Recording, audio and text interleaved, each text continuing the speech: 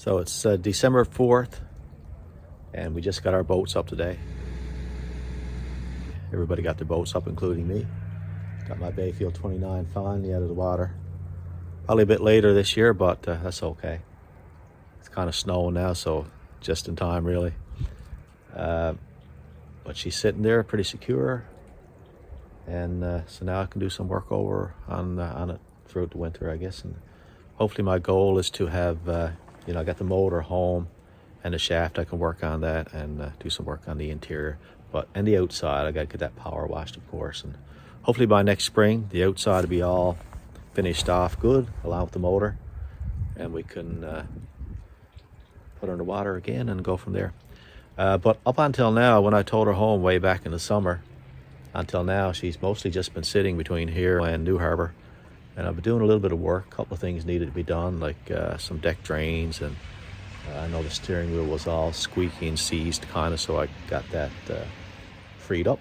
So this video will be about the work I did like that from the time I towed her home, through the summer and so on and so forth. So it's a bit of work that I did up till now, basically.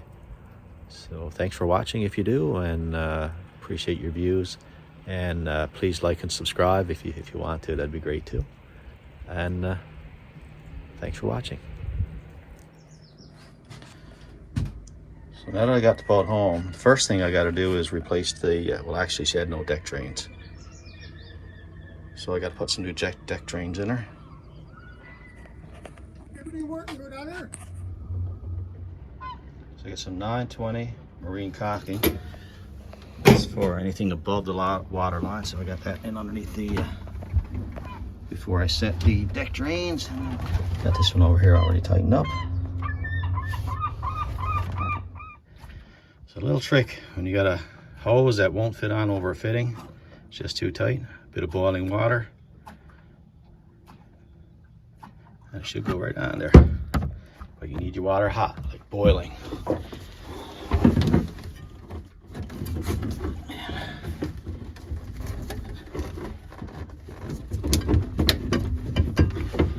There you go.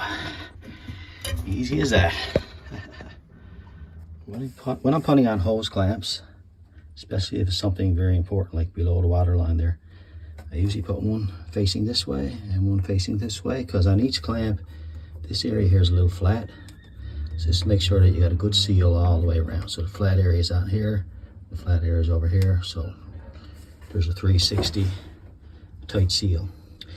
Now, that is a plastic elbow, and it's not really proper for where it is, but I'm just trying to get this boat here with the, she had no deck drain basically, so I just want to get it fixed up for now for this rest of this summer, so the deck will drain. And when I redo it, before I put the motor in, I'll put the proper brass elbows there. Now this is still good, like a lot of people still use those plastic. I think on my other boat I have some plastic fittings, and I mean it's not bad, but brass is more of a permanent idea, especially back here by the motor where the motor is hot, etc., etc. So I'll definitely replace those next spring before I put the boat off again with brass fittings. Yep. And so this is the one I did over here. Goes up to my new deck drain, which is really a through hole, a plastic one, but it works good. And some air go in here in a second. And so I got the two new deck drains installed there. So that'll take care of it for the rest of this summer. Looks good. Motor should fit right down between there, but I do have to replace those with brass, like I said before. So looking good for now. Yesterday I took all the old cushions and a bunch of bigger garbage that I could find in here, just stuff I wanted to get rid of. Brought a trailer load to the dump.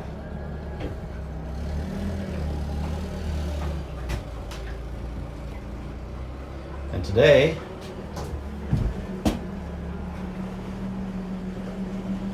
is the day she gets a shower on the outside.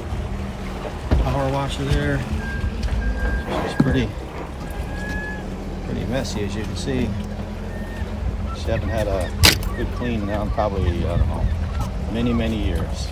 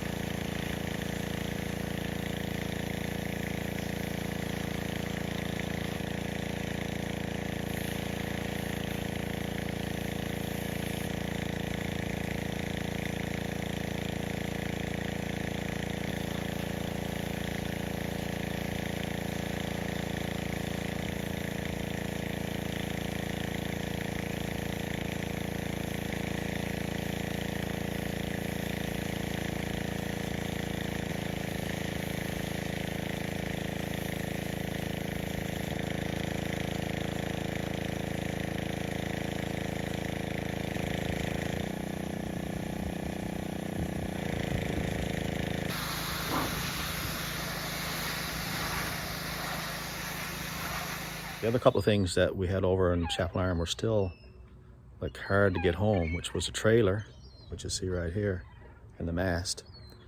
So over the last couple of weeks we did, or probably last 2 or 3 weeks, we did get both items home. We tried towing the trailer home, but didn't go so well.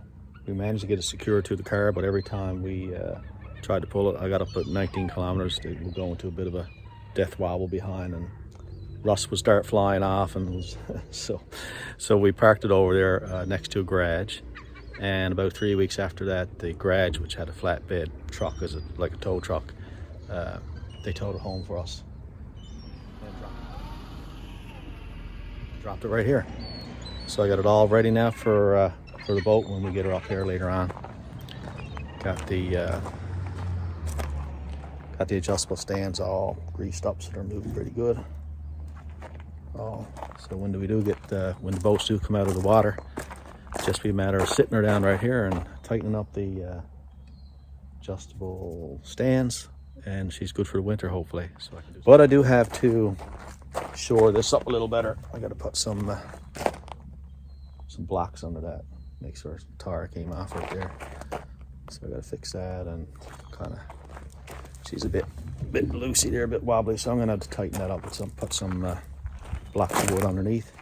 The mast was another story. I wish I had some pictures of this, but the mast in total is about, I'd say it's about 40. I think we measured, but I can't remember exactly what it was. I think it was 44 feet long, 45 feet long. So I towed it home, or we towed it home, and we laid it on top of my trailer for the green boat.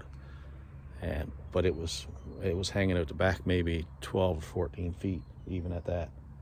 So it was kind of a scary ride home down the highway.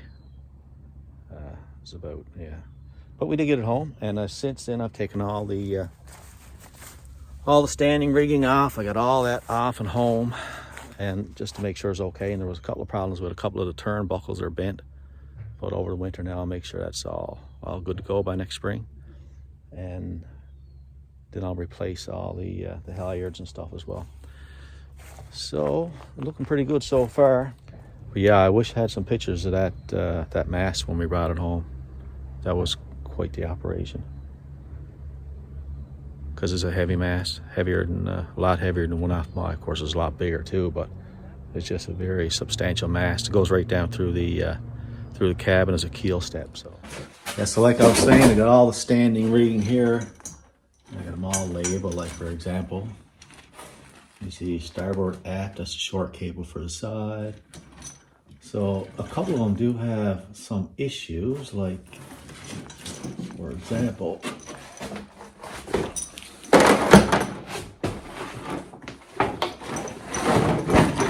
this one right here does have a bit of a bend in the bolt for the turnbuckle. Actually, it's just this one right here.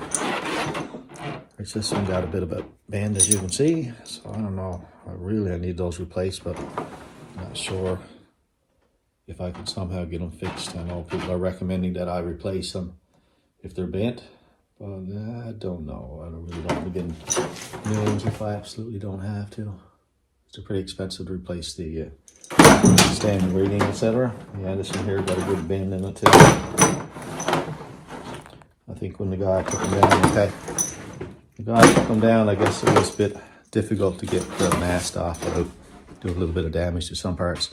I also got all the, you see the roller furlough system there. The only problem is with some of this, I think that this one's in pretty good shape. The roller that's for the mainsail right up in front, but as you can see, there's a bit of a bend in this, and this is old too. So I'm probably, I was talking to the previous owner, and he told me, the brand name, and where to get new parts. It's a company called Simplicité out of Montreal, Quebec. So I'm gonna call just see how much it costs to get this replaced. Because I have all the aluminum pieces are in good shape. I got all the parts here, so except the damaged part. It might be not too expensive to get all that stuff fixed. And then I'll have the roller furlough, at least up on the head sail, and maybe on the inner sail as well. I'm not sure. We'll see how it goes. See how much it costs. I'm not even sure the names of it. I think the head sail is a Yankee sail on a cutter rig. Not sure about the inner sail, stay sail maybe, I'm not sure. In any case, it would be nice, I guess, ideal to have roller furlers on both. I'll see how it goes, see how much it costs and stuff. I was going to go Hank on just for the simplicity and, of course, for the cost effectiveness, but maybe we'll have to revisit that depending on how much it costs. Yeah, all these old wires down here, I don't know what they're for. I'm sure they were important at the time, but I'm going to replace all this. We do this boat very low tech, shall we say. Not much running off the batteries. Only to start the motor, basically. Everything else, I mean, Navionics with my phone works great. No need of an elaborate navigation system for what I'm going to be doing. And yeah, I'll keep it real simple. All this stuff's going to go. So I vacuumed through most of everything here. It's all kind of tidied up a nice little better. Looking a little better. Still not perfect, but it's the first round of a 12-round fight. But it's looking pretty good. It's coming along nicely. I got all the main cabin vacuumed, even underneath the bins.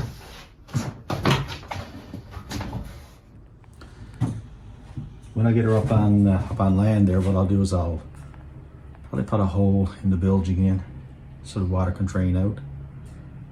Something that I'll repair later, but then I'll be able to power wash the inside, power wash down inside the bin, storage compartments, and all up around everything else.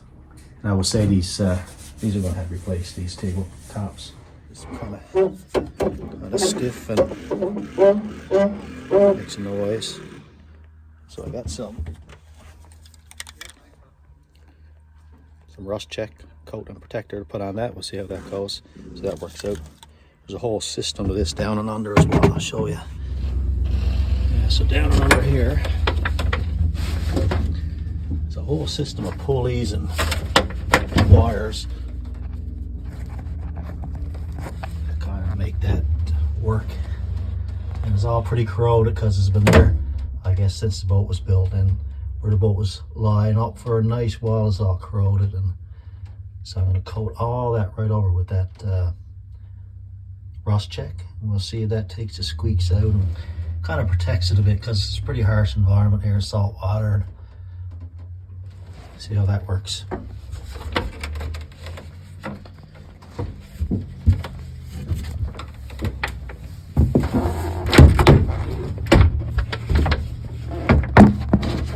I must say it's pretty handy to be able to get that hatch off there. My other Bayfield doesn't have an access up on the deck, and it makes it very difficult to get at stuff like the motor or this stuff.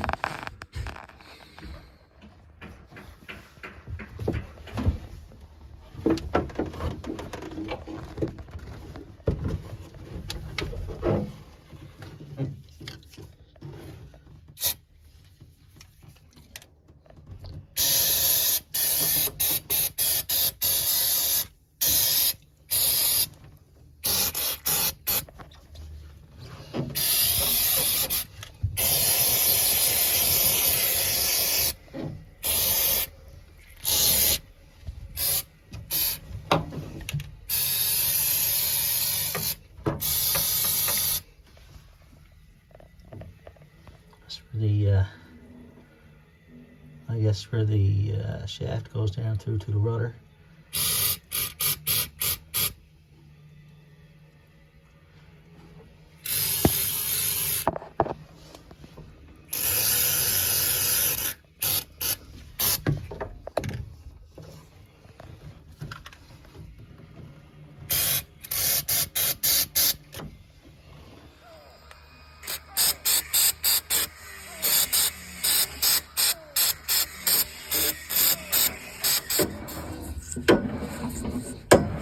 Still a little stiff. I'm not really sure how free it's supposed to be. Maybe it's supposed to be a little bit grippy, but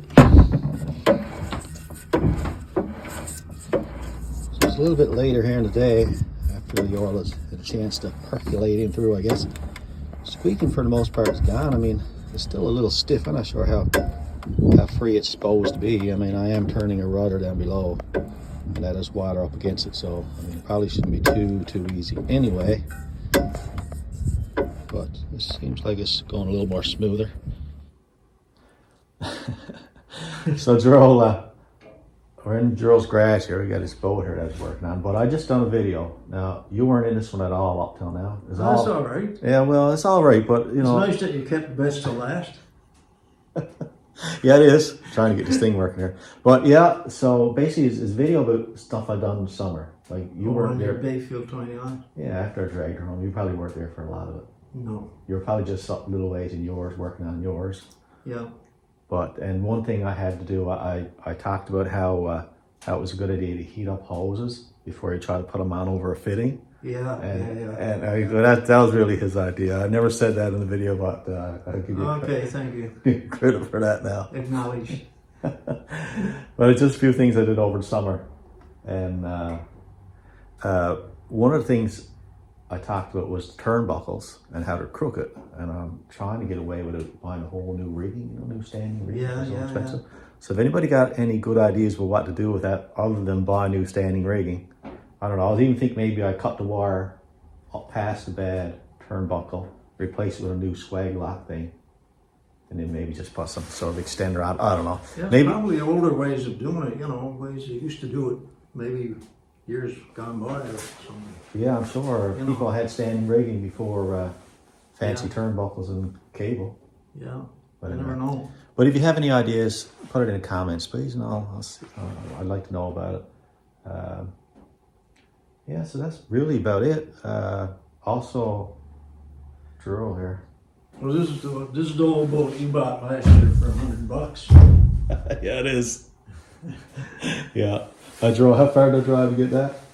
Oh, about $200 worth of gas. I don't know how far he got. it was out by 300 miles. what's the name of the place? It was Millertown. Millertown. That's it. Drove to Yeah. Millertown. Yeah. Anyway, we're gonna make a fishing boat out of it It's a nice boat. for the cod fishery. You got a lot of work done on it there now because I just about got the bottom ready to paint now. I got a little bit more sanding to do on it. Most of the work was on the inside. We gutted it out and we replaced the gunnels with cedar. yeah, looks good. Put it all back together, and later on we'll probably show a little video of what I got done on the inside. Too much work to turn it over now. Yeah, that's like 14 feet, is it? It's about 14 feet, yeah. Lovely fishing boat, though. Yeah, so it'll be great for out in this water, fishing. I got a 9.5 horsepower motor here to put on it when I get it done. Oh yeah, that's the one you had on your dinghy. That'll work out fine. Guaranteed. Yeah. So, I got to put a new transom in it. Yeah. Back here, some cedar speed. Oh, that looks really I good. left the outside on, Yeah. never touched the fiberglass on the outside, but I took out the transom and put in a new cedar transom. So that worked out good. Looks good. I think it's going, in the end, it's going to be a dandy little boat. be We'll dandy. enjoy it. Yeah, I'm glad I bought it now and sold it to you, and Yeah. how you're fixing it up and everything. That's just great. Sucker born every day. No, that'll be good. Anyway, that's all for now, folks. Hope you enjoyed that little video of repairs. And I had to put a little bit of drill in at the end here because this wouldn't be right. It's Drill and Bill. You might have noticed the videos get more views when I'm in them. I don't know, Oh, for sure. Maybe not. For sure, guaranteed. Well, that's really why I'm here, Drill, for the views. Don't forget to subscribe. Yes, please. Subscribe and like, comment too if you got something to say, especially about the turnbuckles or you see something I'm doing, that you probably know a better way to do things, especially as I'm fixing up the 29-foot Bayfield there. I really don't know what I'm doing. Yeah. No, who knows what they're doing. Yeah, that's true. That's true. It's just trial and error kind of thing. Anyway, thanks for watching, everybody, and take care.